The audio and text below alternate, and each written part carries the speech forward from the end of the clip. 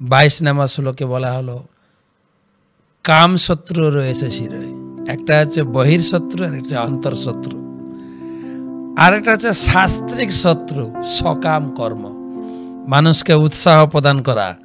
হ্যাঁ, তুমি পাপ করো না, পুণ্য করো, পুণ্য করলে স্বর্গে যাবে, দান করো, ধ্যান করো, এই করতে করতে মানুষকে প্রলোভন দিচ্ছে। তো সেটাও একটা দুঃখের কারণ। স্বর্গে যেতে হবে, আবার এসে ধুম করে পড়বে। গতাগতম লভন্তি, ভাগবতম বলছেন না, একমাত্র পাপও করো না, পুণ্য করো না। বা গীতা 4th অধ্যায় পড়বেন জ্ঞান যোগে, পাপ যেরকম জীবনের ক্ষতিকারক, পুণ্য ততটা ক্ষতিকারক। পাপ পুণ্য না করে যত করসি যদ অশ্নাসি যদ যোষি তদাসি যত যত তপস্যসি কৌন্তেয় তৎকুরুষ মুদর।